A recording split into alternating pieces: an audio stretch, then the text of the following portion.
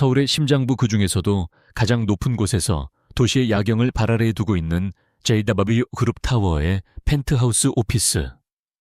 통유리창 너머로 펼쳐진 눈부신 불빛의 강물은 마치 강민준 회장이 평생에 걸쳐 이룩한 제국의 위용을 상징하는 듯했다. 그러나 그 화려함 속에 앉아있는 남자의 내면은 도시의 야경처럼 평온하지 않았다. 깊고 값비싼 가죽 소파에 몸을 묻은 강민준은 잠든 척 가늘고 고른 숨소리를 내뱉고 있었다. 하지만 그의 정신은 날카롭게 벼려진 칼날처럼 그 어느 때보다도 팽팽하게 긴장되어 있었다. 반년 전 그는 죽음의 문턱에서 간신히 돌아왔다. 급성 심근경색, 대한민국 경제를 쥐락펴락하던 거인이 한순간에 무너질 뻔했던 사건이었다. 병상에 누워 속절없이 시간을 보내는 동안 그는 자신이 쌓아 올린 이 거대한 성이 얼마나 허망하게 무너질 수 있는지를 뼈저리게 깨달았다. 육체의 쇠락은 정신의 쇠락으로 이어졌고 그 자리에 의심이라는 독버섯이 자라기 시작했다. 그가 없는 동안 회사를 지켰던 충직한 임원들의 얼굴 위로 탐욕스러운 이리에 미소가 겹쳐 보였고 걱정하며 병문안을 오던 혈육들의 눈빛 속에서는 유산을 계산하는 차가운 계산기가 번뜩이는 것 같았다. 모두가 그의 자리를 노리는 하이에나처럼 느껴졌다. 그는 평생을 사람을 부리며 살아왔고 인간의 욕망이 얼마나 추악해질 수 있는지 누구보다 잘 알고 있었다. 하지만 자신의 핏줄과 수십 년을 함께한 동지들마저 믿을 수 없게 되자 그는 깊은 고립감에 빠졌다. 복귀 후 그는 예전의 카리스마 넘치는 지도자가 아니었다. 사소한 보고서의 숫자 하나하나를 직접 챙겼고 임원들의 일거수일투족을 감시했다.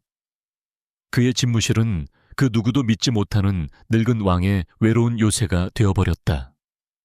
그리고 오늘 밤 그는 그 요새의 가장 작은 틈새를 시험하기로 마음먹었다. 그의 시험 대상은 뜻밖에도 회사의 미화원 그리고 그녀의 딸이었다. 박미영 여사는 JW 그룹 창립 초기부터 20년 넘게 이 건물을 청소해온 터줏대감이었다. 강민준은 그녀의 성실함을 익히 알고 있었다. 그녀는 언제나 말없이 자신의 일을 완벽하게 해냈고 그 어떤 것에도 욕심을 부리는 법이 없었다. 하지만 그녀의 딸은 달랐다. 가끔 어머니를 도와 청소를 하러 오는 젊은 여자. 강민준은 그녀의 이름을 알지 못했다. 그저 청소부 딸일 뿐이었다. 가난은 사람을 좀먹는다. 아무리 성실한 어미 밑에서 자랐다 한들 매일같이 눈앞에서 아른거리는 부와 화려함의 유혹을 이겨낼 수 있을까? 강민준은 그렇게 생각했다. 만약 이 거대한 성의 가장 낮은 곳에서부터 부패가 시작되고 있다면 그것은 가장 확실한 붕괴의 징조일 터였다. 그래서 그는 덫을 놓았다. 집무실 중앙에 놓인 거대한 마호가니 책상 위. 그가 방금까지 검토하던 것처럼 보이도록 서류 몇 장이 어지럽게 흩어져 있었다.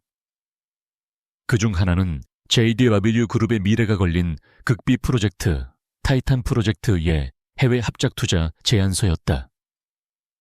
표지에는 붉은색으로 대외비라는 도장이 선명하게 찍혀 있었다. 이 서류 한 장이면 경쟁사의 수천억의 가치로 팔아넘길 수도 있을 터였다. 이것은 지능적인 내부의 적을 시험하기 위한 미끼였다. 그리고 그 서류 위에는 두 번째 미끼가 놓여 있었다. 몽블랑의 리미티드 에디션 만년필. 칠흑같이 검은 몸체에 백금으로 상감된 용문양이 꿈틀거리는 수백만 원의 관을 호가하는 예술품이었다. 이것은 순간의 탐욕 좀도둑의 본능을 시험하기 위한 미끼였다.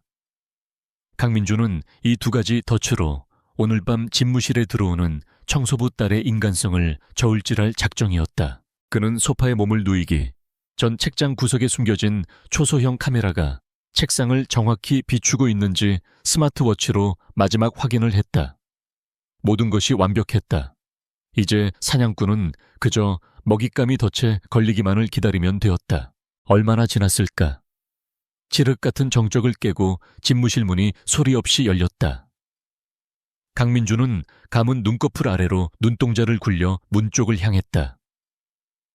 흐릿한 실루엣이 조심스럽게 안으로 들어서는 것이 느껴졌다. 발걸음 소리는 거의 들리지 않았다. 마치 유령처럼 그녀는 익숙하게 청소 도구가 담긴 카트를 밀고 들어왔다. 이수아. 그것이 그녀의 이름이었다. 수아는 어머니의 갑작스러운 몸살 기운 때문에 오늘 밤 대신 출근했다. 그녀에게 이 거대한 빌딩의 꼭대기층은 익숙하면서도 낯선 공간이었다. 낮에는 수많은 엘리트들이 빠른 걸음으로 오가는 활기찬 곳이지만 모두가 떠난 밤의 집무실은 거대한 동물의 사체처럼 스산하고 고요했다. 그녀는 그 고요함 속에서 묵묵히 자신의 일을 시작했다. 우선 커다란 쓰레기통을 비우고 카펫에 내려앉은 먼지를 조심스럽게 흡입했다. 소파에 잠들어 있는 회장을 깨우지 않으려는 듯 그녀의 모든 움직임은 물 흐르듯 부드럽고 신중했다. 강민주는 그녀의 그런 조심스러운 태도조차 가식으로 느껴졌다. 그래, 훔치기 전에는 다들 저렇게 조심스러운 법이지. 그의 냉소적인 생각이 머릿속을 스쳤다. 청소를 마친 수아가 마침내 문제의 책상으로 다가왔다. 강민주는 저도 모르게 숨을 참았다. 심장이 미세하게 떨려왔다. 스마트워치 화면을 통해 전달되는 카메라 영상 속에서 수아의 얼굴이 클로즈업 되었다. 앳된 얼굴, 화장기 없는 수수한 모습. 그러나 강민준의 눈에는 그저 가난에 찌든 평범한 젊은이의 얼굴일 뿐이었다. 수아는 책상 위의 서류들을 잠시 바라보았다. 그녀의 시선이 대외비라고 찍힌 붉은 도장에 잠시 머무는 것을 강민준은 놓치지 않았다. 걸려들었군. 그는 속으로 쾌재를 불렀다. 그녀는 곧 서류의 내용을 훔쳐보거나 혹은 더 대담하게 휴대폰으로 찍으려 할 것이다. 다음 순간 그녀의 시선은 서류 위에 놓인 몽블랑 만년필로 향했다. 어두운 조명 아래에서도 만년필의 용문양은 섬세한 빛을 발하며 자신의 값비싼 가치를 뽐내고 있었다. 저 정도 물건이면 그녀의 한 달치 월급보다도 비쌀 터였다. 순간적인 욕심이 드는 것은 인지상정. 강민주는 그녀가 펜을 집어 주머니에 슬쩍 넣는 장면을 상상했다. 그러면 이 지긋지긋한 시험도 끝이 날 터였다. 수아는 잠시 망설이는 듯했다. 그녀의 손이 천천히 책상을 향해 뻗어 나갔다. 강민준의 동공이 커졌다. 그는 거의 확신했다. 저 손이 만년필을 향할 것이라고. 아니면 서류를. 어느 쪽이든 상관없었다. 그의 가설, 즉 인간은 믿을 수 없는 존재라는 가설이 증명되는 순간일 뿐이다. 그녀의 손가락이 펜에 거의 닿을 듯한 거리까지 다가갔다. 강민주는 마른 침을 삼켰다. 그의 입가에 희미한 냉소가 걸렸다. 역시나 가난한 청소부의 딸일 뿐이야. 어머니의 성실함 따위는 대물림되지 않는 법이지. 그의 생각이 거기까지 미쳤을 때였다. 수아의 손은 만년필을 스치듯 지나쳐 책상 위에 흩어져 있던 서류들을 향했다. 그녀는 서류를 훔쳐보려는 것이 아니었다.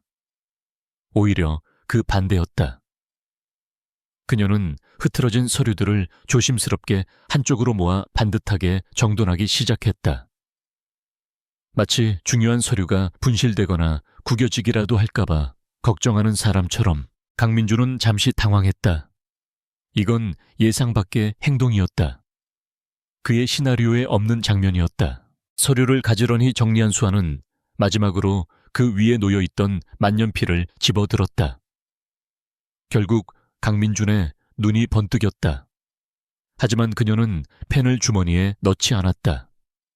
대신 펜촉이 상하지 않도록 조심스럽게 뚜껑을 닫아 정리된 서류 더미 위에 정확하고 반듯하게 올려놓았다. 마치 원래 그 자리에 있었던 것처럼.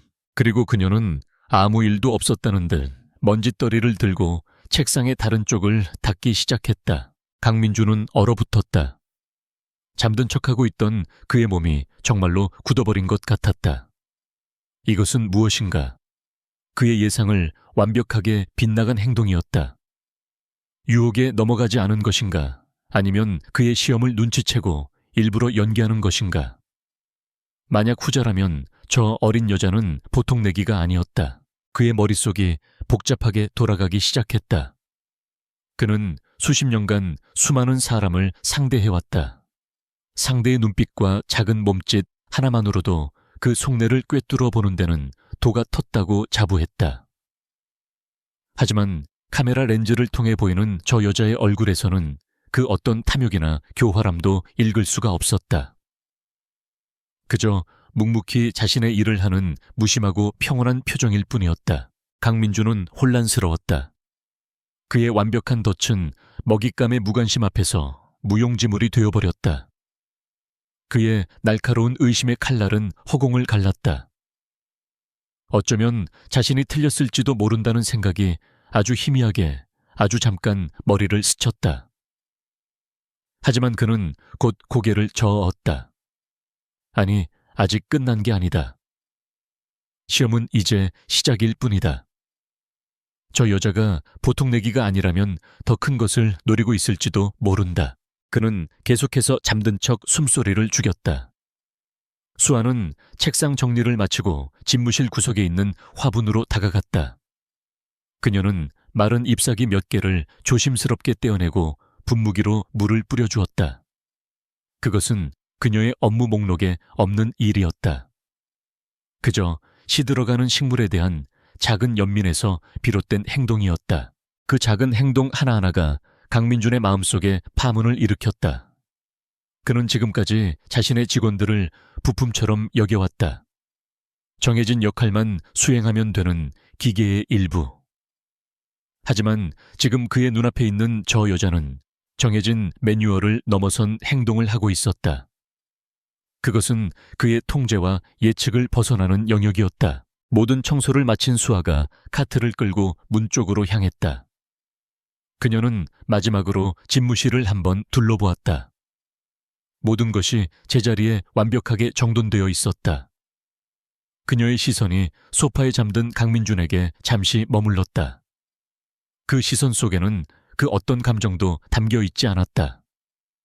그저 그곳에 있는 하나의 사물을 보는 듯한 무심한 시선이었다. 그리고 그녀는 조용히 몸을 돌려 집무실을 나섰다.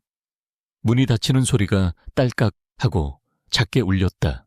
그 소리와 함께 강민주는 감고 있던 눈을 번쩍 떴다. 그의 입에는 식은땀이 배어 있었다. 그는 천천히 몸을 일으켜 앉았다. 방금 전까지 그를 지배하던 확신과 냉소는 온데간데 없고 그의 얼굴에는 깊은 혼란과 당혹감이 서려 있었다. 그는 비틀거리며 책상으로 다가갔다. 수아가 정돈해 놓은 서류 더미는 한치의 오차도 없이 완벽했다. 그리고 그 위에 조용히 놓인 몽블랑 만년필. 마치 아무 일도 없었다는 듯 원래의 위엄을 뽐내고 있었다. 강민주는 만년필을 집어들었다. 차갑고 묵직한 감촉이 손바닥에 전해졌다. 그는 잠시 그것을 노려보다가 시선을 서류 더미로 옮겼다. 타이탄 프로젝트, 회사의 명운을 걸고 추진하는 사업이었다. 그리고 이 서류에는 그가 일부러 흘려놓은 치명적인 오류가 숨겨져 있었다. 재무제표의 숫자 몇 개를 교묘하게 조작해 아는 사람이 본다면 단번에 내부 횡령의 흔적을 발견할 수 있도록 만들어 놓은 함정. 그는 청소부 딸이 단순한 좀도둑이 아니라는 사실에 충격을 받으면서도 한편으로는 그녀가 이 서류의 가치를 알아보지 못한 무지한 인물일 뿐이라고 스스로를 위안했다. 그래 그녀는 그저 아무것도 모르는 청소부일 뿐이다. 그러니 서류에 담긴 비밀 따위를 알 리가 없지. 그렇게 생각하며 서류를 집어드는 순간 강민준의 움직임이 멈췄다. 그의 눈이 믿을 수 없다는 듯 크게 뜨였다. 서류 더미의 맨 위에 그가 본 적 없는 작은 포스트잇 한 장이 붙어 있었다. 강민준 회장은 자신의 눈을 의심했다. 반듯하게 정돈된 서류 더미 맨 위에 붙어 있는 자그마한 노란색 포스트잇. 그는 마치 독사라도 되는 듯 조심스럽게 그것을 떼어냈다. 가늘지만 힘있는 필체로 쓰인 몇 글자가 그의 동공 속으로 파고들었다. 현금 흐름 이상, 그리고 그 짧은 질문 아래에는 그가 일부러 조작해 놓은 재무제표에 특정 항목 번호 몇 개가 정확하게 적혀 있었다. 유령회사를 통해 자금을 빼돌리는 가상의 경로를 암시하는 가장 교묘하게 숨겨놓은 숫자들이었다. 강민주는 순간 숨을 쉴 수가 없었다. 온몸의 피가 차갑게 식는 것 같았다. 이것은 단순한 우연일 수 없었다. 그의 머릿속에서 수만 가지 가설이 폭풍처럼 휘몰아쳤다. 스파인가, 경쟁사에서 심어놓은 첩자인가, 아니면 사내의 적인가. 박진석 전무 아니면 호시탐탐 경영권을 노리는 조카 강태원. 그들이 이 청소부의 딸을 매수해 자신을 떠보려는 것인가? 이 포스트잇은 경고인가? 아니면 협박인가? 우리는 당신의 비밀을 알고 있다는 무언의 메시지인가? 강민주는 거친 숨을 몰아쉬며 비틀거리듯 소파에 다시 주저앉았다. 그는 스마트워치를 들어 올려 보안 카메라 영상을 다시 재생했다. 조금 전 그저 놀라움과 혼란 속에서 지나쳤던 장면들을 이번에는 눈을 부릅뜨고 픽셀 하나하나를 분석하듯 뜯어보았다. 이수아. 그녀가 책상 앞에 서 있는 장면. 처음에는 그녀가 단순히 먼지를 털어내는 것처럼 보였다. 하지만 영상을 몇 번이고 돌려보자 그는 이전에는 보지 못했던 것을 발견했다. 그녀의 눈동자, 그것은 무심하게 서류 위를 스치는 것이 아니었다. 그녀의 눈은 믿을 수 없는 속도로 서류의 숫자를 좇고 있었다. 마치 숙련된 펀드 매니저가 시세표를 읽어내리듯 그녀의 시선은 재무제표의 각 항목을 빠르고 정확하게 훑고 있었다. 그녀의 미간이 미세하게 좁혀졌다가 펴지는 순간, 입술을 살짝 깨무는 찰나의 순간. 그것은 무지한 자의 표정이 아니었다. 그것은 복잡한 퍼즐을 풀어나가는 지적인 존재의 집중력이었다. 영상의 마지막 그녀는 주변을 둘러보더니 잠시 망설였다. 그리고는 자신의 유니폼 주머니에서 작은 포스트잇과 펜을 꺼내 무언가를 빠르게 적어 내려갔다. 그 행동은 너무나 자연스러워서 마치 오랫동안 해왔던 습관처럼 보였다. 그리고 그녀는 자신이 쓴 메모를 서류 더미 맨 위에 마치 책갈피를 꽂아두듯 조심스럽게 붙였다. 모든 행동이 1분도 채 걸리지 않았다. 강민주는 영상을 멈췄다. 화면 속 포스트잇을 붙이고 있는 수아의 옆모습이 정지해 있었다. 그는 저 평범하기 짝이 없는 얼굴 뒤에 무엇이 숨겨져 있는지 도무지 짐작할 수가 없었다. 분명한 것은 단 하나. 오늘 밤 그의 덫에 걸린 것은 사소한 탐욕을 가진 좀도둑이 아니라는 사실이었다. 그의 덫은 상상도 못한 거대한 무언가를 수면 위로 건져 올렸다. 그는 즉시 비서실 직통 라인에 수화기를 들었다. 자정이 넘은 시간이었지만 그의 충직한 그림자인 김 비서에게는 시간 개념이 없었다. 김 비서, 지금 당장. 강민준의 목소리는 쇳소리처럼 낮고 거칠었다. 미화부 박미영 씨의 딸 이름이 이수아다. 지금부터 그 아이에 대해 알아봐. 학교 친구, 금융기록통신, 기록 인터넷 접속 기록까지, 먼지 한 톨까지 샅샅이 털어. 누구와 연결되어 있는지, 배우가 누구인지 알아내. 단 절대 들켜선 안 돼. 내일 아침 내 책상 위에 보고서가 올라와 있어야 한다. 전화를 끄는 그는 포스트잇을 든 채 집무실을 가로질렀다. 창가에 서서 서울의 야경을 내려다보았다. 수많은 불빛들이 그의 발밑에서 소리 없이 아우성치고 있었다. 평생을 저 불빛의 주인이 되기 위해 싸워왔다.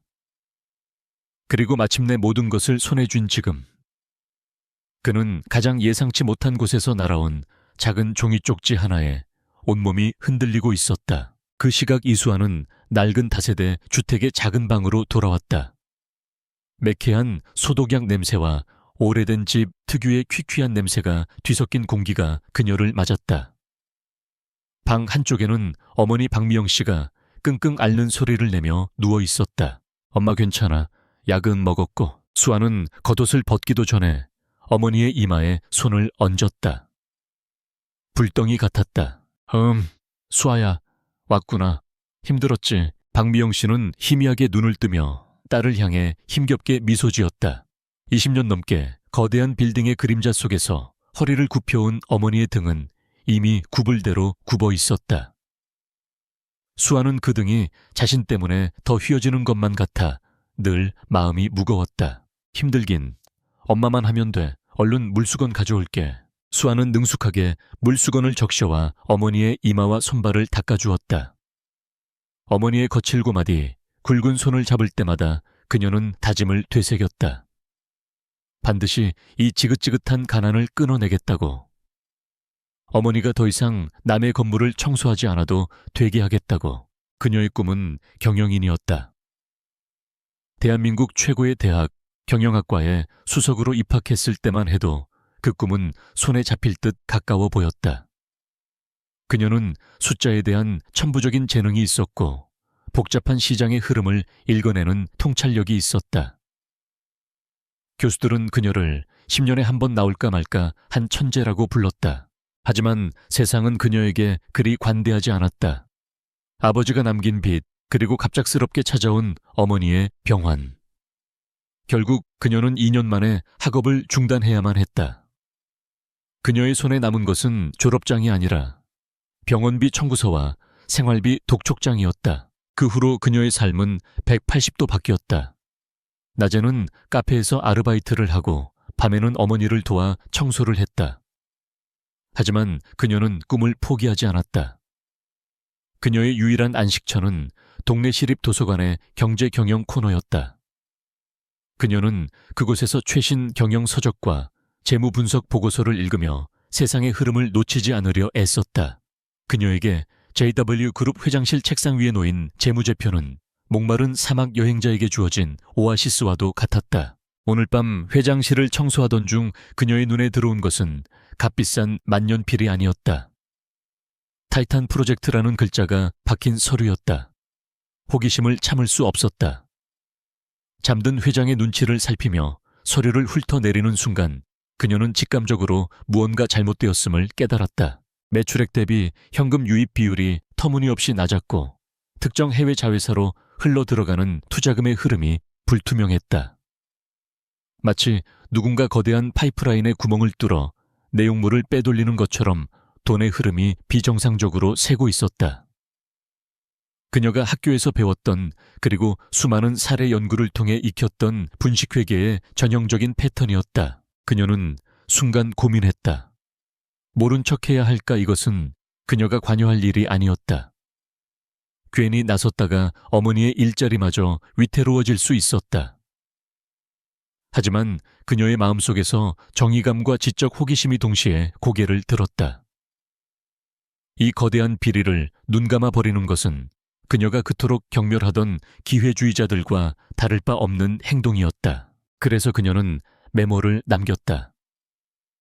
거창한 고발이 아니었다. 그저 자신이 발견한 작은 흔적, 미약한 질문 하나를 던진 것뿐이었다. 누군가 이 서류를 다시 보게 된다면 자신의 질문을 보고 혹시라도 이상한 낌새를 눈치채 주기를 바라는 마음이었다. 그것은 그녀가 할 수 있는 최소한의 저항이자 자신의 존재를 증명하는 작은 외침이었다. 어머니의 거친 숨소리가 안정을 찾자 수아는 자신의 작은 책상 앞에 앉았다. 낡은 노트북을 켜고 그녀는 다시 숫자의 세계로 빠져들었다. JW 그룹에 공개된 재무제표와 주가 동향 관련 뉴스들을 분석하며 아까 회장실에서 보았던 이상한 흐름의 실마리를 찾기 시작했다. 그녀는 자신이 지금 얼마나 위험한 불장난을 시작했는지 까맣게 모르고 있었다. 한편 강민준 회장은 뜬 눈으로 밤을 새우고 있었다. 김 비서가 가져온 1차 보고서는 동이틀 무렵 그의 책상 위에 올라왔다. 보고서의 내용은 충격적이었다. 이수아, 대한민국 최고 명문대 경영학과 수석 입학생, 각종 경제분석 경진대회 수상 경력, 담당 교수들의 극찬이 담긴 추천서 4본. 하지만 가정 형편으로 인한 학업 중단. 그 후로는 평범한 아르바이트생의 삶. 특이한 점은 그녀의 도서관 대출 기록 대부분이 고도의 재무관리와 기업 인수합병에 관한 전문 서적이라는 것이었다. 보고서 어디에도 그녀가 특정 세력과 결탁했거나 누군가의 사주를 받았다는 흔적은 없었다. 그녀의 금융기록은 학자금 대출과 생활비로 얼룩져 있었고 통신기록 역시 평범한 20대 여성의 그것과 다르지 않았다. 이게 전부인가? 강민주는 믿을 수 없다는 듯 중얼거렸다. 현재까지는 그렇습니다, 회장님. 추가로 심층 조사를 아니 됐다. 강민주는 김 비서의 말을 잘랐다. 그는 보고서를 내려놓고 창밖으로 서서히 밝아오는 여명을 바라보았다. 그의 마음속을 휘젓던 의심의 폭풍이 서서히 잦아들고 있었다. 그리고 그 자리에는 더 큰 충격과 함께 기묘한 흥분감이 차오르기 시작했다. 스파이도 첩자도 아니었다. 그가 발견한 것은 누구도 거들떠보지 않는 먼지더미 속에 파묻혀 있던 가공되지 않은 다이아몬드 원석이었다. 그는 다시 한번 그 작은 포스트잇을 집어들었다. 이제 이 메모는 그에게 더 이상 위협의 메시지로 보이지 않았다. 그것은 세상에서 가장 짧고 가장 강렬한 이력서였다. 수십억의 연봉을 받는 그의 재무팀 전체가 발견하지 못한 회사의 암적인 존재를 청소부의 딸이 단 몇 분 만에 꿰뚫어 본 것이다. 강민준의 아주 오랜만에 진짜 미소가 번졌다. 그것은 냉소가 아닌 사냥감을 발견한 맹수의 희열에 찬 미소였다. 그는 평생을 사람을 도구로 써왔다. 하지만 이런 도구는 처음이었다. 날카롭고 정확하며 누구에게도 길들여지지 않은 야생의 칼날. 그는 자신의 오랜 불신과 편집증이 만들어낸 이 우스꽝스러운 시험이 어쩌면 자신과 제대의 예비 그룹을 구할 절호의 기회를 가져다 주었음을 직감했다. 내부의 적들은 여전히 그림자 속에 숨어 그의 심장에 칼을 꽂을 순간을 노리고 있었다. 그들을 상대하기 위해서는 그들의 예상을 뛰어넘는 새로운 무기가 필요했다. 강민주는 결심을 굳혔다. 그는 수화기를 들고 어딘가로 전화를 걸었다. 나다.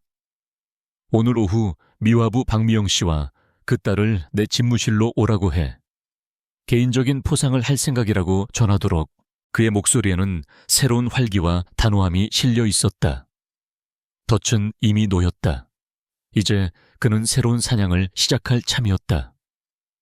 그리고 그 사냥의 가장 중요한 파트너는 어젯밤 그의 덫을 비웃기라도 하듯 유유히 빠져나갔던 바로 그 청소부 딸이 될 것이었다. JWB 그룹 회장실로부터 호출이 왔을 때 박미영 여사는 하늘이 무너지는 것 같았다. 그녀의 20년 넘는 미화원 인생에서 회장의 호출은 해고 통보와 동의어였다. 혹시 지난밤 딸아이가 무슨 실수를 저지른 것은 아닐까? 값비싼 물건이라도 깨뜨린 걸까?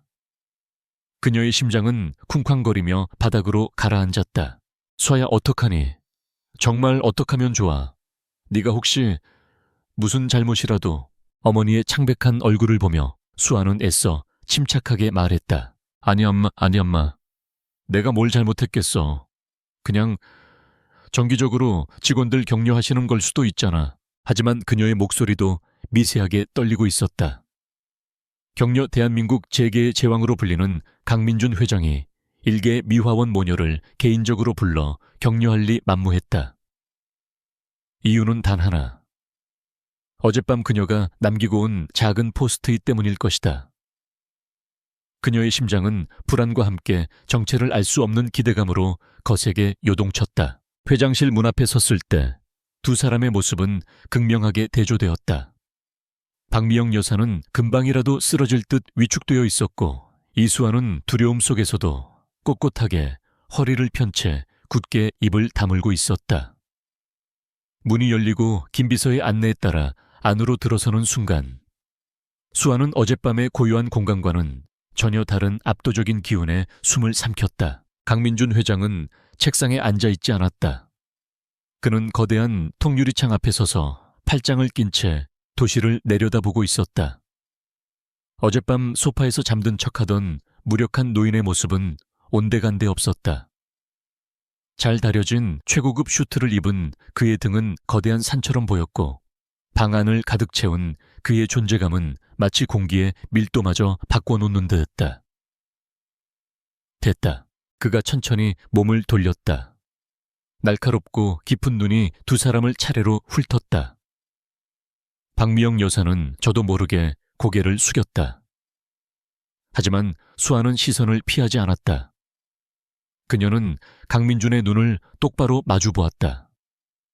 그 눈빛 속에서 어젯밤의 혼란 대신 차가운 강철 같은 의지를 읽었다.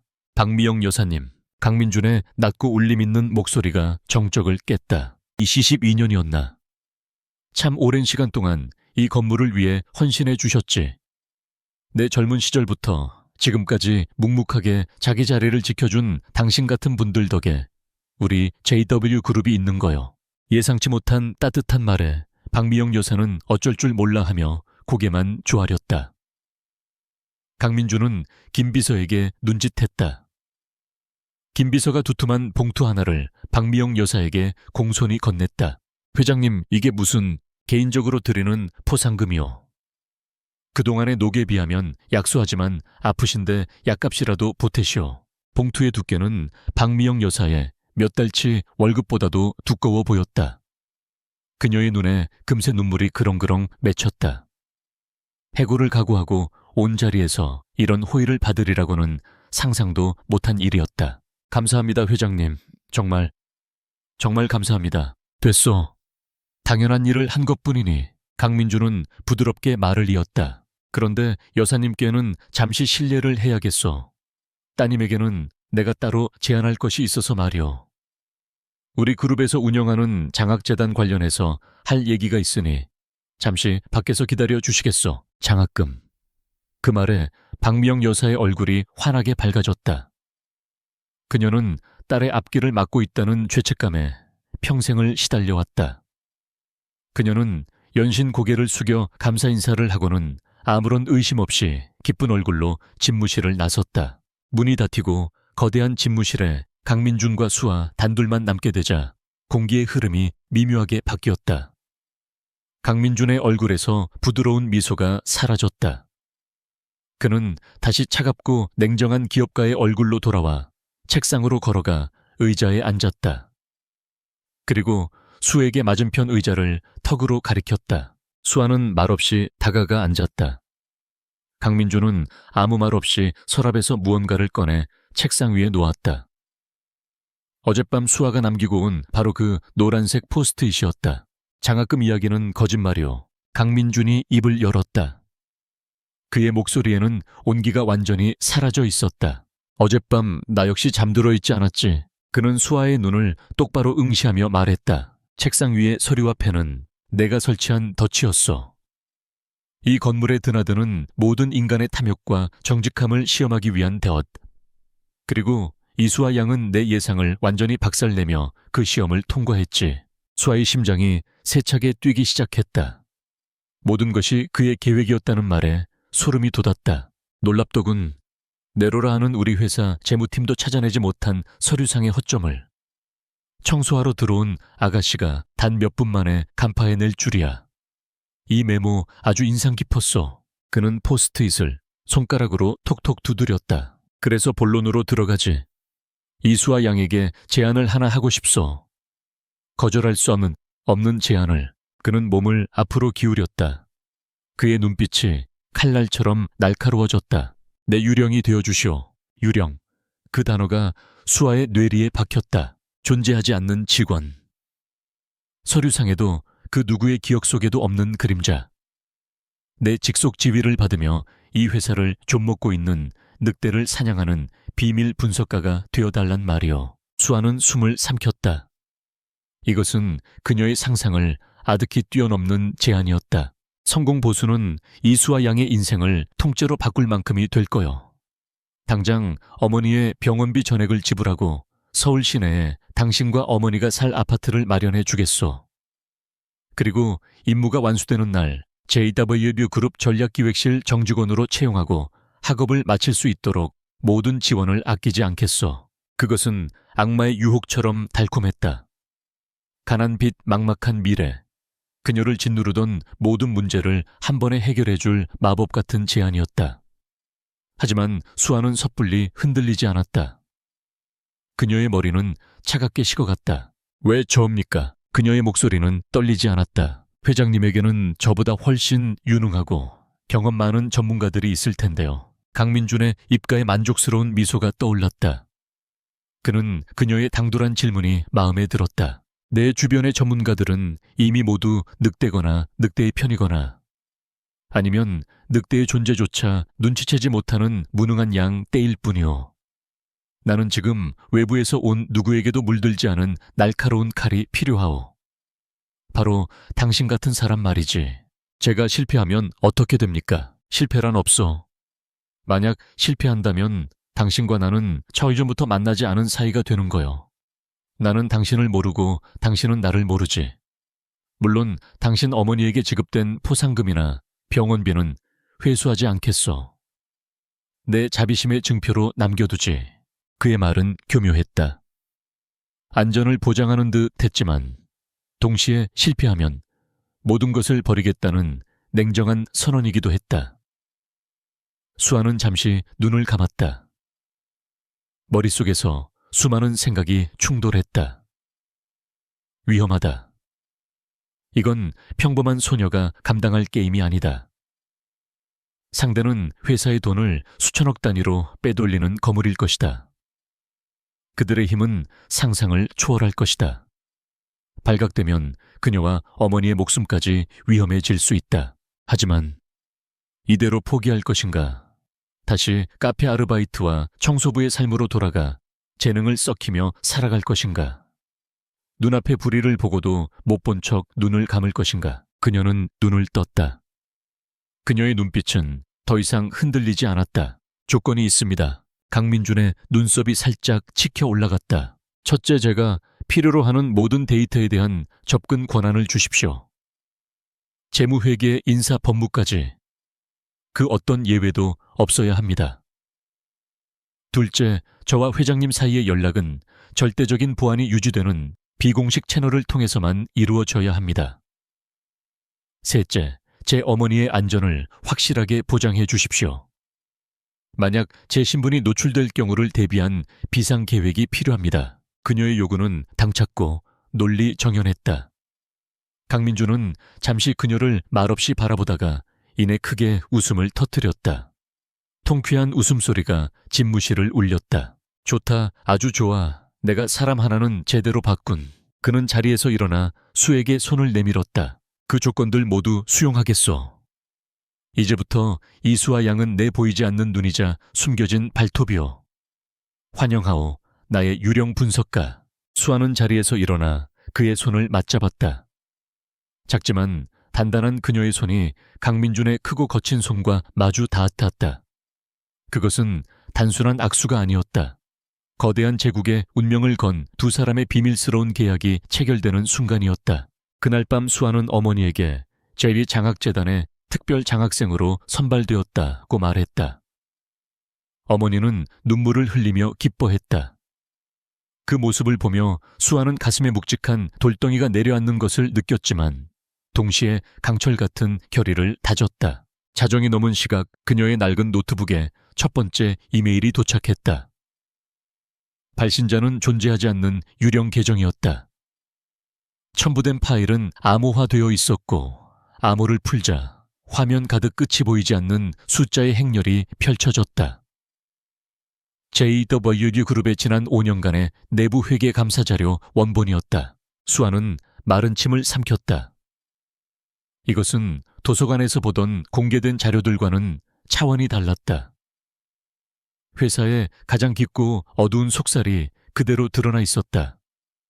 그녀의 눈이 빛나기 시작했다. 두려움은 사라지고 지적인 희열과 전사의 투지가 그 자리를 채웠다. 그녀는 노트북 자판 위에 손을 얹었다. 작은 방 안낡은 노트북이 뿜어내는 푸른 빛이 그녀의 젊은 얼굴을 비췄다. 거대한 제국의 그림자 속으로 한 소녀가 자신의 존재를 건 위험한 다이빙을 시작하고 있었다. 사냥은 이제 막 시작되었다. 이수아의 작은 방은 전쟁 지휘 본부로 변해 있었다. 벽에는 JD그룹의 복잡한 지배 구조와 자금 흐름을 분석한 도표들이 빼곡히 붙어 있었고, 바닥에는 각종 데이터가 출력된 종이들이 어지럽게 널려 있었다. 그녀는 지난 몇 주 동안 하루 서너 시간 쪽잠을 자는 것 외에는 거의 모든 시간을 노트북 화면 속 숫자의 밀림을 헤매는 데 썼다. 강민준 회장이 넘겨준 5년간의 내부 회계 자료는 거대한 괴물과도 같았다. 수백 개의 자회사, 수천 개의 협력업체, 수백만 건의 거래 내역. 그 속에서 의미 있는 이상 징후를 찾아내는 것은 거대한 모래사장에서 특정 모래알 하나를 찾아내는 것과 같은 일이었다. 평범한 분석가였다면 시작도 하기 전에 절망감에 짓눌렸을 터였다. 하지만 수아는 달랐다. 그녀에게 이 숫자의 미로는 오히려 흥미진진한 도전이었다. 그녀는 데이터를 단순히 선형적으로 훑지 않았다. 그녀는 여러 부서의 데이터를 입체적으로 교차 분석했다. 구매 부서의 원자재 발주 내역을 물류 부서의 입출고 기록과 대조했고, 재무 부서의 송금 내역을 법무 부서의 계약서와 비교했다. 서로 다른 퍼즐 조각들을 맞춰 나가며 거대한 그림의 윤곽을 그려나갔다. 밤낮이 뒤바뀐 생활이 계속되던 어느 새벽 마침내 그녀의 눈에 가느다란 실오라기 하나가 걸려들었다. 해외 원자재 조달 부문. 특히 동남아시아 지역의 히토류 수입 거래에서 이상한 패턴이 반복되고 있었다. 에이펙스 홀딩스라는 이름의 공급업체. 조세 회피처인 케이맨 제도의 서류상으로만 존재하는 페이퍼 컴퍼니였다. 이 회사는 지난 3년간 JD그룹의 히토류 수입 계약의 40% 이상을 독점하고 있었다. 문제는 그들의 공급 단가가 항상 경쟁사들보다 미세하게 약 3~5% 정도 비쌌다는 점이다. 상식적으로 납득할 수 없는 거래였다. JW그룹의 구매 원칙은 업계에서도 가장 까다롭기로 유명했다. 1%의 가격 차이에도 계약이 뒤집히는 일이 비일비재한 곳에서 특정 업체가 몇 년 동안이나 고객 독점 계약을 따낸다는 것은 불가능에 가까웠다. 더 이상한 점은 에이펙스 홀딩스로 지급되는 대금 결제 과정이었다. 다른 업체들의 경우 몇 단계의 결제 라인을 거쳐 몇 주씩 걸리는 일이 다반사였지만, 에이펙스 홀딩스로의 송금은 항상 특정 임원의 최종 승인 하나로 일사천리로 진행되었다. 수아의 손가락이 빠르게 키보드를 두드렸다. 그녀는 지난 3년간 에이펙스 홀딩스와의 모든 거래에 대한 최종 승인자를 검색했다. 화면에 떠오른 이름. 수아는 저도 모르게 숨을 멈췄다. 제언략기획본부장 박진석 전무. 박진석. 강민준 회장의 절대적인 신임을 받는 최측근이자 차기 CEO 후보로까지 거론되는 인물이었다. 언론에서는 그를 강민준의 페르소나, JW그룹의 젊은 P라고 칭송했다. 온화한 리더십과 날카로운 사업 수완을 겸비한 사내외에서 평판이 자자한 스타 임원이었다. 수아의 등줄기에 차가운 땀이 흘렀다. 만약 박 전무가 이 비리의 중심이라면 이것은 단순한 횡령 사건이 아니었다. 회사의 심장부에서부터 썩어 들어가고 있는 거대한 암적인 존재와 싸워야 한다는 의미였다. 그녀는 며칠 밤낮을 더 세워가며 자신의 분석을 검증했다. 박진석 전무가 최종 승인한 모든 거래 내역을 샅샅이 뒤졌다. 에이펙스 홀딩스 외에도 비슷한 형태의 유령 회사 몇 개가 더 드러났다. 모두 조세 회피처에 본사를 두고 있었고, 박 전무의 승인 아래 JW그룹의 자금을 조금씩 하지만 꾸준히 빼내가고 있었다. 마치 수천 개의 작은 빨대가 거인의 몸에 꽂혀 피를 빨아먹는 것과 같았다. 수아는 감정적인 판단을 배제하고 오직 데이터와 팩트에 기반한 간결한 보고서를 작성했다. 에이펙스 홀딩스 관련 비정상적 거래 패턴 분석. 그녀는 보고서에 박진석의 이름을 직접적으로 거론하지 않았다. 대신 모든 증거가 자연스럽게 한 사람을 가리키도록 데이터를 재구성하고 시각화했다. 그리고 보안 채널을 통해 강민준 회장에게 보고서를 전송했다. 보고서를 받은 강민준은 자신의 집무실에서 1시간 동안이나 미동도 없이 서 있었다. 화면에 떠 있는 보고서의 내용은 그의 심장을 얼음 송곳으로 찌르는 듯했다. 박진석, 자신이 흙 속의 진주라며 직접 발탁해 아들처럼 키운 인물이었다. 자신의 모든 경영 철학을 전수해 주었고 언젠가는 이 제국을 물려줄 후계자로까지 생각했던 아이였다. 그의 얼굴이 분노로 일그러졌다. 하지만 그것은 단순한 분노가 아니었다. 믿었던 사람에게 심장을 내어준 것 같은 처절한 배신감이었다. 병상에서 느꼈던 죽음의 공포보다 더한 한기가 온몸을 휘감았다. 결국 자신의 의심이 옳았던 것이다. 양의 탈을 쓴 늑대는 가장 가까운 곳에 있었다. 그는 수에게 짧은 메시지를 보냈다. 계속 진행하라. 필요한 모든 권한을 부여하겠다. 이제부터는 박진석을 직접 겨냥해라. 단 그림자 속에서 절대 모습을 드러내지 마라. 놈은 보통 여우가 아니다. 강민준의 전폭적인 지원 아래 수아의 조사는 더욱 깊숙한 곳으로 파고들었다. 그녀는 이제 박진석 전무의 개인 경비 처리 내역, 법인카드 사용 기록, 내부 메신저 기록까지 접근할 수 있게 되었다. 그것은 판도라의 상자였다. 박진석의 사생활은 상상 이상으로 화려했다. 법인카드는 그의 개인 셔틀처럼 사용되었고 출장비는 교묘하게 부풀려져 비자금으로 조성되고 있었다. 그리고 그의 내부 메신저에서 수아는 결정적인 단서를 찾아냈다. 그가 재무팀의 5부장, 법무팀의 최대리와 주기적으로 비밀스러운 대화를 나눈 흔적이었다. 대화 내용은 암호로 가득했지만 에이펙스 홀딩스로부터 흘러나온 자금의 세탁과 분배를 논의하는 것임이 분명했다. 박진석은 혼자가 아니었다. 회사의 핵심 부서에 자신의 공모자들을 심어두고 거대한 범죄 네트워크를 조직한 것이었다. 횡령액의 규모는 강민준이 상상했던 것을 아득히 뛰어넘었다. 지난 5년간 그들이 빼돌린 돈은 조 단위를 향해 가고 있었다.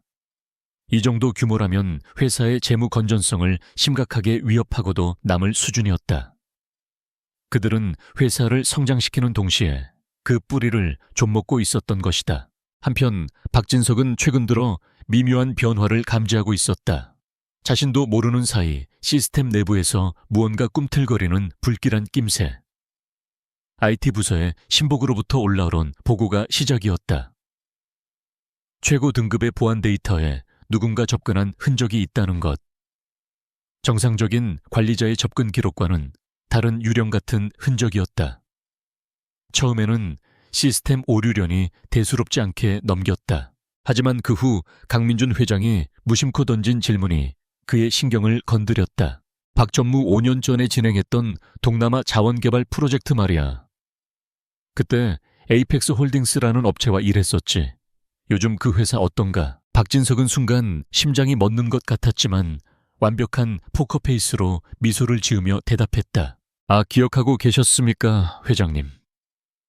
네, 아주 훌륭한 파트너였습니다. 지금도 몇 건 거래를 하고 있습니다. 그래, 한번 자세히 들여다봐야겠군. 강민준의 말은 무심했지만 박진석은 그 눈빛 속에서 이전과는 다른 차가움을 읽었다.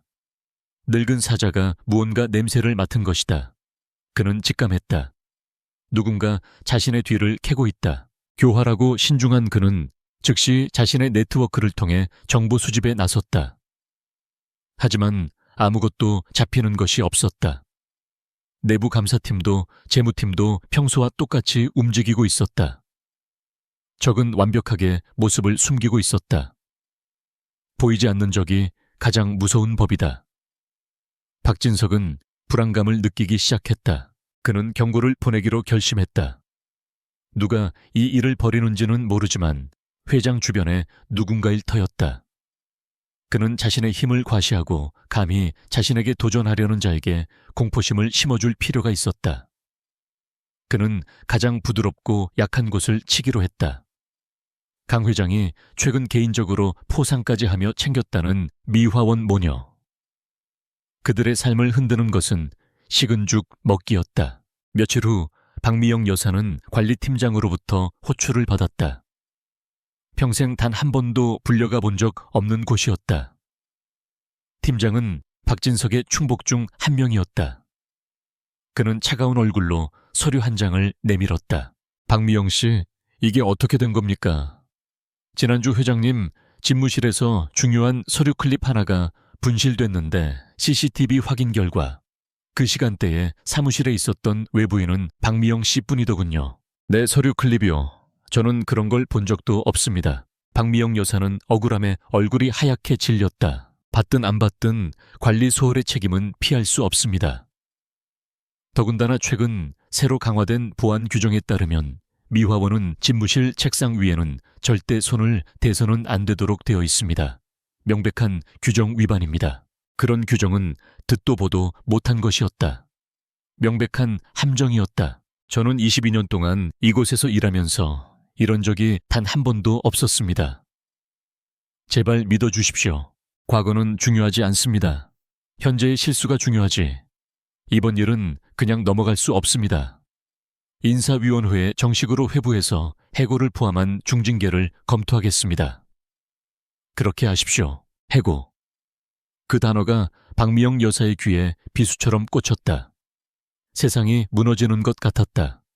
그녀는 비틀거리며 사무실을 나와 딸에게 전화를 걸었다. 떨리는 목소리로 자초지종을 설명하는 어머니의 말을 들으며 이수아의 온몸이 차갑게 굳어갔다. 서류 클립, 보안 규정. 이 모든 것이 얼마나 유치하고 졸렬한 음모인지 그녀는 단번에 알 수 있었다. 이것은 우연이 아니다. 박진석이 보낸 경고장이다. 네가 누구인지는 모르지만 나는 네 가장 약한 것을 알고 있다. 더 이상 파고들면 네 어미의 목숨줄부터 끊어버리겠다. 는 비열한 메시지였다. 수화기 너머로 들려오는 어머니의 절규 섞인 울음소리. 그것이 그녀의 마지막 남은 이성의 끈을 끊어버렸다. 그녀의 눈에서 뜨거운 눈물 한 방울이 흘러내렸다. 그러나 눈물이 마른 자리에는 얼음보다 차가운 분노와 강철보다 단단한 결의가 서렸다. 지금까지의 싸움은 숫자와의 전쟁이었다. 하지만 이제부터는 아니었다. 박진석은 건드려서는 안 될 것을 건드렸다. 그는 수아의 가장 소중한 것을 인질로 잡았다. 수아는 떨리는 손으로 어머니와의 통화를 마쳤다. 그녀는 창밖의 어두운 도시를 노려보았다. 그녀의 눈빛은 더 이상 숨어있는 분석가의 눈빛이 아니었다. 그것은 자신의 새끼를 지키기 위해 모든 것을 걸 준비가 된 어미 늑대의 눈빛이었다. 조사는 이제 개인적인 복수가 되었다. 어머니의 울음 섞인 목소리는 수아의 심장에 박힌 유리조각 같았다. 전화를 끊은 후에도 그녀의 귓께는 어머니의 절망적인 흐느낌이 계속해서 맴돌았다. 작은 방의 차가운 공기 속에서 수아는 부들부들 떨리는 주먹을 꽉 쥐었다. 손톱이 손바닥을 파고드는 아픔보다 심장을 핥히는 분노가 더 컸다. 박진석. 그는 선을 넘었다. 선을 넘었다. 이것은 더 이상 회사 내부의 비리를 파헤치는 지적인 게임이 아니었다. 그녀의 전부인 어머니를 건드린 순간 이것은 목숨을 건 전쟁이 되었다. 그녀의 눈에서 두려움의 빛이 완전히 사라졌다. 그 자리에는 모든 것을 불태워버릴 듯한 차가운 불꽃이 타올랐다. 그녀는 더 이상 기다릴 수 없었다. 수동적으로 증거를 수집하는 방식으로는 박진석 같은 교활한 뱀을 잡을 수 없었다. 그가 또다시 어머니를 위협하기 전에 먼저 그의 숨통을 끊어 놓아야 했다. 방어는 끝났다. 이제는 공격할 시간이었다. 수아는 즉시 보안 채널을 통해 강민준 회장에게 긴급 메시지를 보냈다. 그녀는 어머니에게 가해진 비열한 협박을 보고하는데 그치지 않았다. 그녀는 새로운 전략을 제안했다. 회장님, 저기 먼저 칼을 뽑았습니다. 이제 우리도 칼을 써야 합니다. 더 이상 그림자 속에 숨어 있을 수만은 없습니다. 놈을 햇빛 아래로 끌어내야 합니다. 놈이 스스로 파멸의 길로 걸어 들어오도록 우리가 덫을 놓아야 합니다. 메시지를 받은 강민준의 반응은 즉각적이고 폭발적이었다. 박진석이 자신의 충직한 직원이자 이제는 자신의 비밀 병기가 된 소녀의 어머니를 건드렸다는 사실에 그는 노발대발했다. 늙은 사자의 잠자던 분노가 깨어났다. 그는 즉시 비서실을 통해 인사팀에 직접 명령을 내렸다. 미화부 박미영 여사에 대한 모든 징계 절차를 즉시 중단해. 터무니없는 모함으로 내 오랜 사람을 욕보이는 자가 누구인지 철저히 조사해서 보고하도록. 이것은 내 직접 명령이다. 회장의 서슬 퍼런 명령 한마디에 모든 상황은 순식간에 정리되었다. 오히려 박미영 여사를 모함했던 관리팀장이 조사를 받는 신세가 되었다. 강민주는 수아의 어머니에게 개인적으로 전화를 걸어 불미스러운 일에 휘말리게 해 미안하다며 위로하고 유급 휴가를 제안하는 세심함까지 보였다. 이 일련의 조치는 수아의 마음에 마지막 남은 일말의 불안감마저 지워버렸다. 강민주는 그녀의 완벽한 방패막이가 되어주었다. 이제 그녀는 아무런 걱정 없이 오직 공격에만 집중할 수 있었다. 강민주는 수아의 역공 제안에 전적으로 동의했다. 그는 그녀의 대담함과 위기 속에서도 냉철함을 잃지 않는 전략적 사고에 다시 한번 감탄했다. 그날 밤 두 사람은 제시저 가이바비우 그룹 타워가 아닌 강 회장의 한남동 자택 깊숙한 곳에 위치한 비밀 서재에서 만났다. 완벽하게 도청이 차단된 그곳에서 거대한 제국을 구하기 위한 카운터 트랩이 설계되기 시작했다. 놈의 가장 큰 약점은 무엇이라고 생각하나? 강민준이 물었다. 탐욕 그리고 오만입니다. 수아가 망설임 없이 대답했다. 그는 자신이 회장님을 포함한 모든 사람을 속이고 있다고 믿고 있습니다. 자신이 가장 똑똑하고 모든 것을 통제할 수 있다는 오만에 빠져 있죠. 우리는 바로 그 오만과 탐욕을 이용해야 합니다. 구체적인 방법은 그의 탐욕을 최대로 자극할 만한 거대한 미끼를 던져야 합니다. 그가 지금껏 해왔던 좀도둑질과는 비교도 안 되는 단 한 번의 거래로 인생을 역전시킬 수 있을 만큼 거대하고 매력적인 미끼 말입니다. 그렇게 이노베이트 바이오 인수작전이라는 이름의 가상 프로젝트가 탄생했다. 이노베이트 바이오는 실제로 존재하는 유망한 바이오 벤처 기업이었다. 혁신적인 신약 기술을 보유하고 있었지만 임상 3상 단계에서 자금난에 허덕이고 있는 회사. JW그룹의 신성장 동력인 바이오 사업 부문과 완벽한 시너지를 낼 수 있는 누가 봐도 군침을 흘릴 만한 인수합병 M&A 대상이었다. 박진석 스스로도 몇 달 전 이 회사에 대한 인수 검토 보고서를 올린 적이 있었다. 그들의 계획은 치밀했다. 첫째, 박진석에게만 정보가 흘러 들어가도록 정교한 허위 정보 유포 작전을 개시한다. 강민주는 박진석이 참석한 소수의 임원회의에서 이노베이트 바이오 건은 극비리에 내가 직접 챙긴다며 운을 띄웠다. 동시에 수아는 박진석의 신복인 IT팀 직원이 감시하고 있는 서버의 가장 깊숙한 곳에 위조된 인수계약서, 초안과 자금 조달 계획서 파일을 심어 놓았다. 모든 문서는 실제와 구분이 불가능할 정도로 정교하게 만들어졌다. 둘째, 박진석이 돈을 훔칠 수 있는 판을 깔아준다. 가짜 M&A 계획의 핵심은 경쟁사들의 눈을 피해 신속하게 계약을 성사시키기 위해 거액의 계약금을 특수 목적법인 SPC를 통해 비밀리에 송금한다는 것이었다. 이 SPC는 당연히 수아가 만들어낸 유령 회사였다. 그녀는 자신의 해킹 기술과 재무 지식을 총동원해 실제 존재하는 것처럼 보이는 완벽한 디지털 페이퍼 컴퍼니를 창조했다. 신용평가기관의 데이터베이스까지 교묘하게 조작해 신뢰도를 높였다. 덫의 핵심은 송금 과정에 있었다. 박진석과 그의 공모자들이 이 거대한 자금의 흐름을 중간에서 가로채 자신들의 페이퍼 컴퍼니 네트워크로 빼돌리려는 유혹을 느끼도록 설계되었다. 그들이 노릴 금액은 무려 5천억 원.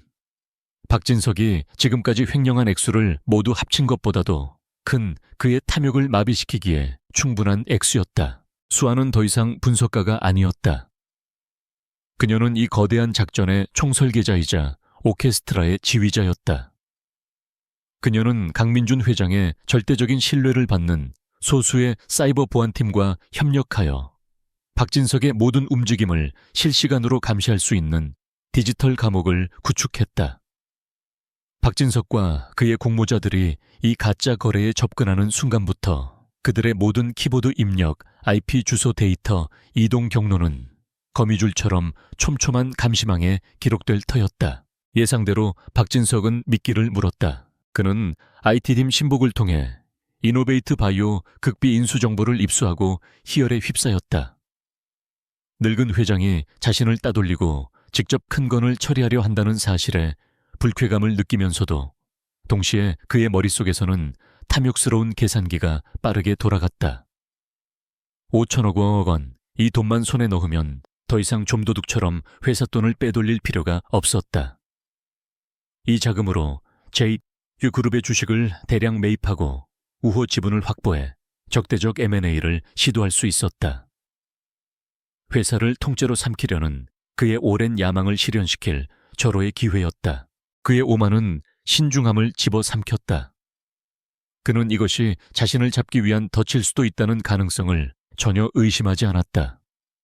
그는 늙은 사자가 마지막 발악을 하는 것이며 자신이 그 숨통을 끊을 기회를 잡았다고 확신했다. 박진석과 그의 공모자들은 은밀하게 움직이기 시작했다. 재무팀의 오 부장은 송금 시스템의 보안을 우회할 수 있는 백도어를 만들었고, 법무팀의 최 대리는 자금 세탁을 위한 해외 페이퍼 컴퍼니들의 법적 서류 작업을 완료했다. 그들은 자신들의 완벽한 계획에 취해 있었다. 결전의 날, 강민준 회장의 자택 지하 벙커. 이곳은 외부와 완벽하게 차단된 작전 지휘 본부였다.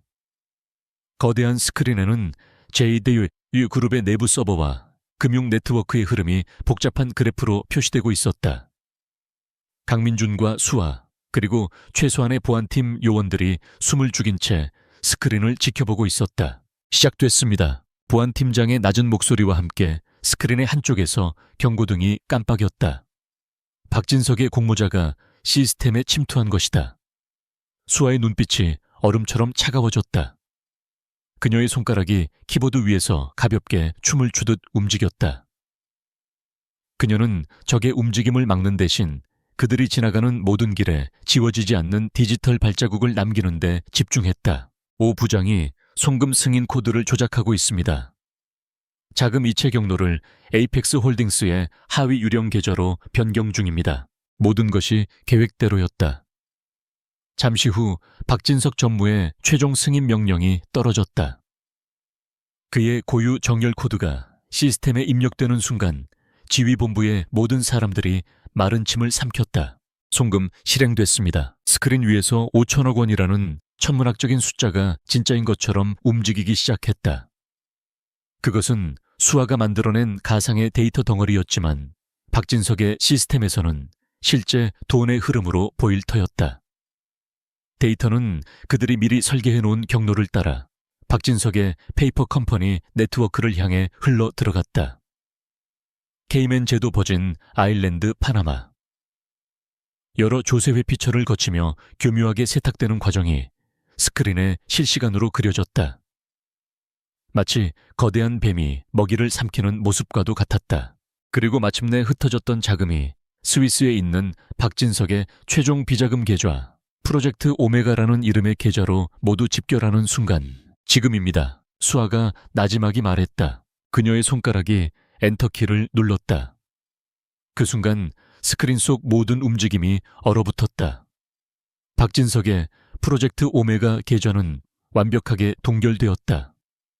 동시에 지난 몇 분간 이루어진 모든 불법적인 자금 이체, 경로 침투 기록, 승인 내역 관련자들의 IP 주소와 접속 시간이 하나의 완벽한 증거 패키지로 봉인되었다. 그 데이터는 즉시 JW그룹의 메인 서버와는 물리적으로 분리된 제3의 보안 서버로 2중 3중으로 백업되었다. 이제 그들은 빠져나갈 수도 증거를 인멸할 수도 없었다. 완벽한 디지털 감옥에 갇힌 것이다. 지휘본부 안에는 무거운 정적이 흘렀다. 거대한 작전이 성공적으로 끝났다는 안도감과 함께 팽팽한 긴장감이 감돌았다. 강민준 회장은 굳은 얼굴로 스크린을 바라보고 있었다. 그의 눈에는 배신자에 대한 분노와 함께 이 모든 것을 설계하고 지휘한 눈앞의 젊은 천재에 대한 경외감이 뒤섞여 있었다. 수아는 천천히 자리에서 일어났다. 그녀의 얼굴에는 기쁨도 슬픔도 없었다. 오직 모든 것을 끝냈다는 차가운 만족감만이 서려 있었다. 그녀는 스크린에 선명하게 찍힌 거래 추적 완료라는 붉은 글자를 바라보며 강민준 회장을 향해 돌아섰다. 잡았습니다. 그녀의 목소리는 조용했지만 그 어떤 말보다도 단호하고 무겁게 벙커 안을 울렸다. 이제 사냥은 끝났다. 남은 것은 늑대의 목에 심판의 칼을 꽂는 일뿐이었다. 덫이 닫힌 다음 날 아침 JB그룹 타워의 공기는 평소와 다름없이 차분하고 분주했다. 엘리베이터는 최고급 슈트를 입은 엘리트들을 쉴 새 없이 실어 날랐고 로비의 커피숍은 아침을 여는 직원들의 활기로 가득했다. 그 누구도 거대한 폭풍이 이 건물의 심장부를 향해 다가오고 있다는 사실을 알지 못했다. 박진석 전무는 그 어느 때보다도 상쾌한 기분으로 출근했다. 그의 발걸음은 구름 위를 걷는 듯 가벼웠다. 5천억 원. 그의 스위스 비밀 계좌에 찍힌 숫자는 단순한 돈이 아니었다. 그것은 새로운 제국의 건국 자금이자 늙은 사자의 시대를 끝낼 혁명의 신호탄이었다. 그는 이제 강민준의 시대가 끝났다고 확신했다. 남은 것은 이사회를 장악하고 주주들을 설득해 경영권을 가져오는 마지막 절차뿐이었다. 그가 의기양양하게 자신의 집무실로 들어서는 순간 책상 위에 인터폰이 울렸다. 비서의 목소리가 흘러나왔다. 전무님 회장님께서 1시간 뒤에 긴급 이사회를 소집하셨습니다. 안건은 그룹의 미래 전략 방향 및 내부 통제 시스템 강화 방안입니다. 모든 임원 필참 지시입니다. 긴급 이사회. 박진석의 입가에 냉소가 번졌다. 늙은이가 마지막 발악이라도 하려는 모양이었다. 내부 통제 강화, 이미 텅 비어버린 금고를 지키겠다는 것인가? 그는 이 이사회가 오히려 기회가 될 것이라고 생각했다. 자신의 영향력을 과시하고 이사들을 자신의 편으로 끌어들일 절호의 무대. 그는 아무런 의심 없이 자신이 주인공이 될 무대를 향해 걸어 들어갔다. JW그룹 최고층에 위치한 이사회 회의실. 길고 육중한 원목 테이블을 중심으로 회사의 운명을 결정하는 권력자들이 하나둘씩 자리를 채우기 시작했다. 무거운 긴장감이 회의실을 감돌았다. 강민준 회장은 테이블 상석에 앉아 조각상처럼 굳은 얼굴로 허공을 응시하고 있었다. 사람들의 시선을 끈 것은 그의 바로 뒤편에 서 있는 낯선 젊은 여성이었다. 수수한 정장 차림의 그녀는 그저 담담한 표정으로 태블릿 PC를 든 채 서 있었다. 임원들은 누구인지 모를 그녀의 존재에 의아해하며 서로 눈빛을 교환했다. 박진석은 그녀를 힐끗 쳐다보고는 새로 들어온 비서련이 하고 대수롭지 않게 넘겼다. 그가 죽음의 구렁텅이로 자신을 밀어넣은 저승사자의 얼굴을 바로 눈앞에 두고 있다는 사실을 까맣게 모른 채였다. 모든 임원이 자리에 앉자 강민준이 천천히 입을 열었다. 그의 목소리는 회의실 전체를 얼어붙게 할 만큼 차갑고 무거웠다. 오늘 이 자리에 여러분을 모신 것은 우리 그룹의 미래를 논하기 위함이요. 하지만 새로운 미래를 논하기에 앞서 우리 몸 안에 자라고 있는 거대한 암덩어리를 먼저 도려내야 할 것 같소. 암대덩어리. 임원들 사이에서 불안한 술렁임이 일었다. 박진석의 공모자인 재무팀 5부장과 법무팀 최대리의 얼굴이 순간 굳어졌다. 하지만 박진석은 여전히 여유만만했다. 그는 이 모든 것이 자신을 견제하기 위한 늙은 회장의 낡은 수사법이라고 치부했다. 강민준은 잠시 말을 멈추고 회의실을 둘러보았다. 그의 시선이 마침내 박진석에게 멎었다. 박 전무, 네 회장님, 에이펙스 홀딩스라는 회사를 기억하나? 박진석은 심장이 철렁했지만 찰나의 흔들림도 없이 부드러운 미소로 화답했다. 물론입니다, 회장님. 저희의 중요한 해외 원자재 공급 파트너 중 하나 아닙니까? 제가 직접 발굴한 아주 유능한 업체입니다. 유능한 업체라. 강민준은 의미심장한 미소를 지으며 등 뒤의 수에게 고갯짓했다.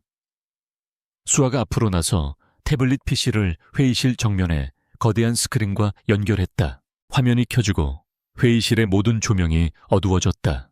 정적 속에서 수아의 차분하고 명료한 목소리가 울려 퍼지기 시작했다. 지금부터 JW그룹 전략기획본부의 비정상적 자금 흐름에 대한 분석 결과를 브리핑하겠습니다. 첫 번째 화면에는 박진석의 화려한 법인카드 사용 내역과 교묘하게 부풀려진 출장비 정산서가 떠올랐다. 액수는 비교적 소소했지만 그의 도덕적 해이를 보여주기에는 충분했다. 박진석이 얼굴을 굳히며 반박했다. 이게 지금 무슨 무례한 짓입니까? 회장님, 검증되지도 않은 자료로 이 자리에서 저를 모욕하시겠다는 겁니까? 하지만 수아는 그의 말에 동요하지 않고 다음 화면으로 넘어갔다. 화면에는 에이펙스 홀딩스를 비롯한 여러 유령 회사들의 이름과 그곳으로 흘러들어간 수백억 원대의 자금 흐름이 한눈에 보기 쉽게 도식화되어 나타났다. 모든 거래의 최종 승인자란에는 박진석이라는 이름이 선명하게 찍혀 있었다. 이건 조작이야. 누가 나를 음해하기 위해 만든 악의적인 자료다. 박진석이 자리에서 벌떡 일어나 고함을 쳤다. 오 부장과 최 대리도 옆에서 말도 안 되는 음해라며 거들었다. 몇몇 이사들도 상황의 심각성을 깨닫고 웅성거리기 시작했다. 상황이 소란스러워지자 강민준이 육중한 손으로 테이블을 내리쳤다. 조용히 해. 아직 시작도 안 했으니. 회의실은 다시 찬물을 끼얹은 듯 조용해졌다. 박진석은 거친 숨을 몰아쉬며 자리에 앉았다. 그는 이 정도 증거만으로는 자신을 무너뜨릴 수 없다고 생각했다. 얼마든지 조작이라고 우기면 그만이었다. 하지만 그는 몰랐다. 이것은 본 게임을 위한 전차의 요리에 불과했다는 것을. 강민준이 다시 수에게 신호를 보냈다. 자, 이제 메인 요리를 보여주실까? 수아의 손가락이 태블릿을 터치하자 화면이 바뀌었다. 이노베이트 바이오 인수 프로젝트 관련 자금 이체 내역이라는 제목이 떠올랐다. 박진석의 동공과 지진처럼 흔들렸다. 그의 심장이 발끝으로 떨어지는 것 같았다. 수아의 브리핑은 계속되었다. 그녀는 어젯밤 박진석과 그의 공모자들이 5천억 원의 자금을 빼돌리는 과정을 시간대별로 초단위로 재구성해서 보여주었다. 시스템에 침투한 IP 주소 조작된 승인 코드 자금이 여러 페이퍼 컴퍼니를 거쳐 최종 목적지로 향하는 전 과정이 붉은 선으로 생생하게 그려졌다. 그리고 마침내 모든 자금의 종착지인 스위스 비밀 계좌 프로젝트 오메가의 상세 내역이 화면을 가득 채웠다. 회의실은 충격과 경악으로 완벽한 침묵에 휩싸였다. 이것은 부인할 수 없는 완벽한 증거였다. 박진석의 얼굴은 하얗게 질리다 못해 잿빛으로 변해 있었다. 그의 머릿속이 새하얗게 비어버렸다. 함정이었다. 처음부터 끝까지 완벽하게 설계된 함정. 그는 자신의 탐욕과 오만이 스스로를 단두대로 이끌었다는 것을 깨달았다. 궁지에 몰린 쥐는 고양이를 무는 법이다. 그의 이성이 마비되고 짐승 같은 본능이 고개를 들었다. 그는 수아를 손가락으로 가리키며 악을 썼다. 저 여자다. 저 여자가 모든 걸 조작한 거야. 경쟁사에서 보낸 스파이가 틀림없어. 저런 근본도 없는 계집애가 만든 자료를 어떻게 믿는단 말입니까? 그는 이어서 다른 이사들을 향해 협박을 시작했다. 이 일이 외부에 알려지면 어떻게 될 것 같소? 당장 내일 주가는 폭락하고 그룹은 회복 불가능한 타격을 입게 될 거요. 우리 모두 함께 죽는 거라고. 그의 발악에 몇몇 이사들의 얼굴에 동요의 빛이 스쳤다. 그때까지 조용히 발표만 하던 수아가 처음으로 입을 열었다. 그녀는 박진석을 향해 몸을 돌렸다. 그녀의 눈빛은 차가웠지만 그 속에는 한 점의 흔들림도 없었다. 증거가 조작되었다고 주장하셨습니까? 박진석 전무님. 그녀의 목소리는 작았지만 회의실의 모든 소음을 압도했다. 지금 보신 모든 데이터 로그는 블록체인 기반의 위변조 방지 기술로 실시간 기록 봉인되었습니다. 현존하는 그 어떤 기술로도 수정하거나 삭제하는 것이 불가능합니다. 대한민국 최고의 사이버 수사팀을 불러와도 결과는 같을 겁니다. 그녀는 이어서 협박에 흔들리는 이사들을 향해 말했다. 주가 하락과 경영 위기에 대한 우려도 잘 알고 있습니다. 그래서 저희는 이미 컨틴전시 플랜을 모두 준비해 두었습니다. 횡령액 전액 회수 조치 계획, 투명 경영 쇄신안 발표, 그리고 신규 성장 동력 확보를 위한 대체 투자 계획까지. 이번 사태를 단기적인 위기가 아닌 조직의 암을 도려내고 더 건강한 기업으로 거듭나는 계기로 만들 모든 준비가 되어 있다는 뜻입니다. 그녀의 논리, 정연하고 당당한 반박에 박진석은 말문이 막혔다. 이사들의 술렁임도 잦아들었다.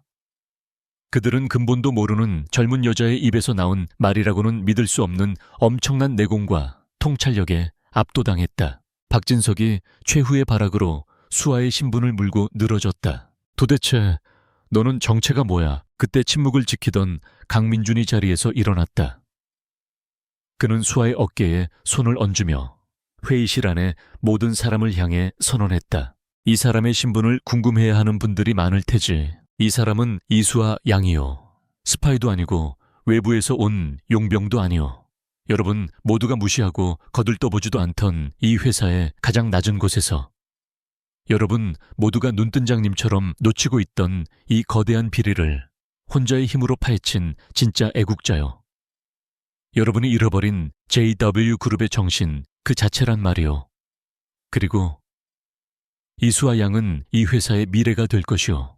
강민준의 선언이 끝나기 무섭게 회의실의 두꺼운 문이 열렸다. 서울중앙지검 특수부 검사들과 수사관들이 들이닥쳤다. 그들의 손에는 박진석과 오 부장 최대리의 이름이 적힌 체포영장이 들려 있었다. 모든 것이 끝났다. 박진석은 수사관들에게 양팔이 붙들린 채 망연자실한 표정으로 주저앉았다. 그의 화려했던 야망과 오만은 산산조각이 났다. 그는 수갑이 채워지기 직전 마지막으로 수아를 돌아보았다.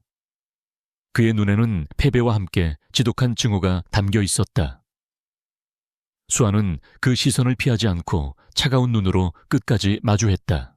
거대한 제국을 좀먹던 암 덩어리가 마침내 모두의 눈앞에서 적출되는 순간이었다. 박진석 전무와 그의 공모자들이 검찰에 연행되어 나간 이사회 회의실은 마치 거대한 폭풍이 휩쓸고 지나간 듯한 정적에 휩싸였다. 남은 이사들은 자신들이 방금 목격한 장면이 현실이라는 것을 믿을 수 없다는 듯 텅 빈 박진석의 자리를 멍하니 바라볼 뿐이었다. JW 그룹 창사 이래 최대의 스캔들이자 가장 극적인 숙청이었다. 예상대로 다음 날 아침 대한민국은 JW 그룹 사태로 발칵 뒤집혔다. 언론은 재계의 황태자 박진석 전무의 배신, JW 그룹 사상 최대의 횡령 스캔들 등의 자극적인 제목으로 연일 대서특필했다. 증권시장이 열리자마자 JW 그룹의 주가는 곤두박질쳤고 투자자들의 불안감은 극에 달했다. 회사가 창립 이래 최악의 위기에 봉착한 순간이었다. 하지만 강민준 회장과 이수아는 이미 이 모든 폭풍을 예견하고 있었다. 그들은 위기 대응 매뉴얼의 다음 페이지를 넘겼다. 강민준은 사건이 터진 바로 그날 오후 긴급 기자회견을 자청했다. 수많은 카메라 플래시 앞에서 그는 조금도 위축되지 않았다. 그는 변명하거나 사실을 축소하지 않았다. 오히려 모든 것을 정면으로 돌파했다. 존경하는 국민 여러분, 그리고 주주 여러분. 저는 오늘 JW그룹의 회장으로서 참담하고 부끄러운 마음으로 이 자리에 섰습니다. 그는 깊이 고개를 숙였다. 이번 사태는 전적으로 저의 불찰입니다. 사람을 잘못 믿고 시스템을 제대로 관리하지 못한 저의 과오입니다. 하지만 저는 이 위기를 회피하지 않겠습니다. 썩은 부위를 도려내는 아픔을 감수하고 JW그룹을 더 건강하고 투명한 기업으로 다시 태어나게 할 것을 약속드립니다. 그는 박진석의 범죄 사실과 그 규모를 숨김없이 공개했다. 그리고 수아가 설계한 컨틴전시 플랜을 자신의 목소리로 발표했다. 횡령액 5천억 원은 이미 전액 회수 절차에 들어갔으며 외부 회계법인과 시민단체가 참여하는 준법경영감시위원회를 즉시 발족시키겠다고 선언했다. 그의 연설은 진솔했고 위기 극복에 대한 그의 의지는 단호했다. 그는 이번 사태를 해결한 주역을 이름을 밝힐 수 없는 회사를 사랑하는 젊은 직원들의 용기 있는 내부 고발 덕분이라고 말하며 수아의 존재를 철저히 보호했다. 강민준의 정면 돌파는 시장의 패닉을 서서히 잠재웠다. 최악의 상황을 각오했던 투자자들은 그의 진정성 있는 사과와 구체적인 쇄신 계획에 점차 신뢰를 회복하기 시작했다. 폭락하던 주가는 며칠 만에 하락세를 멈추고 더디지만 안정을 되찾아갔다. 거대한 폭풍은 그렇게 지나가고 있었다. 법의 심판은 신속하고 엄정했다. 수아가 구축한 완벽한 디지털 증거 앞에서 박진석과 그의 공범들은 그 어떤 변명도 할 수 없었다. 재판 내내 자신의 죄를 뉘우치지 않고 오만한 태도로 일관했던 박진석은 결국 특정경제범죄 가중치 어벌법상 최고 형량에 가까운 중형을 선고받았다.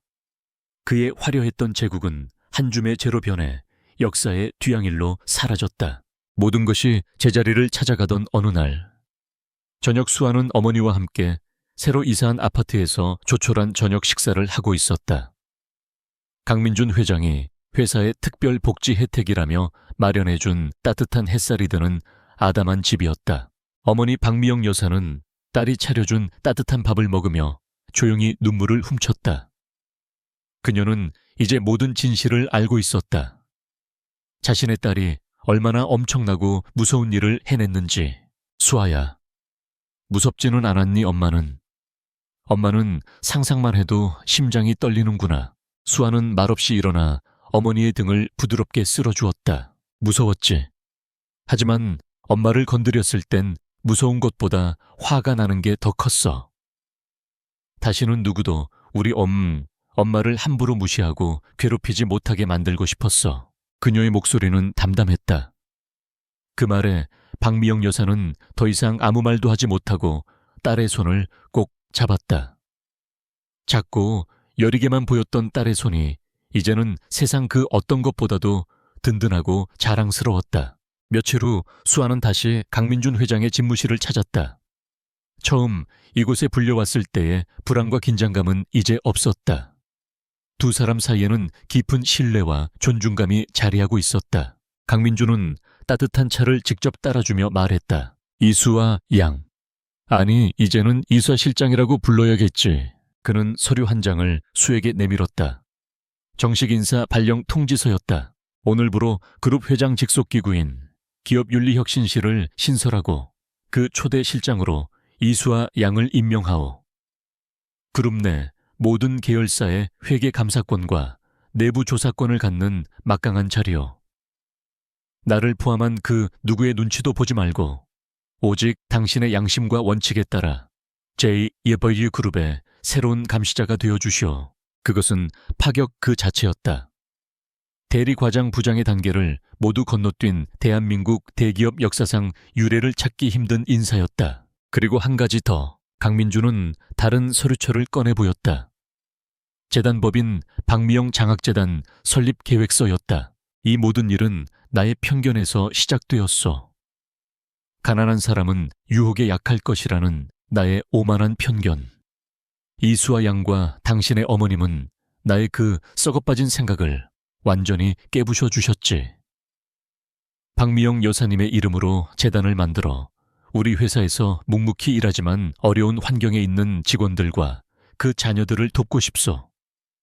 나의 속죄이자 당신들 모녀에게 배운 것에 대한 나의 작은 보답이요. 수아는 순간 말을 잃었다. 자신에게 주어진 높은 직위보다 어머니의 이름으로 세워진다는 장학재단의 의미가 그녀의 마음을 더 깊게 울렸다.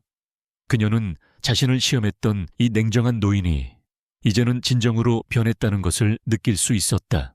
수아는 자리에서 일어나 깊이 고개를 숙였다. 감사합니다, 회장님. 실장이라는 직책 그리고 재단의 의미 무겁게 받아들이겠습니다. 저는 앞으로 JW 그룹에 다시는 박진석 같은 사람이 나타나지 않도록 하는 시스템을 만드는데 제 모든 것을 바치겠습니다. 출신이나 배경이 아니라 오직 실력과 정직함으로 평가받는 회사를 만들겠습니다. 그녀의 눈빛은 그 어느 때보다도 맑고 단단했다. 그 눈빛 속에서 강민주는 자신이 평생을 찾아 헤맸던 진정한 후계자의 모습을 보았다. 몇 달의 시간이 흘렀다. JW 그룹은 놀라울 정도로 빠르게 안정을 되찾았다. 이수아가 이끄는 기업윤리혁신실은 그룹의 고질적인 병폐들을 하나씩 도려내기 시작했다. 불투명한 관행들이 사라지고 공정한 시스템이 자리 잡았다. 처음에는 그녀의 젊음과 파격적인 직책에 반신반의하던 직원들도 그녀의 날카로운 분석력과 흔들림 없는 원칙 앞에 점차 마음을 열고 신뢰를 보내기 시작했다.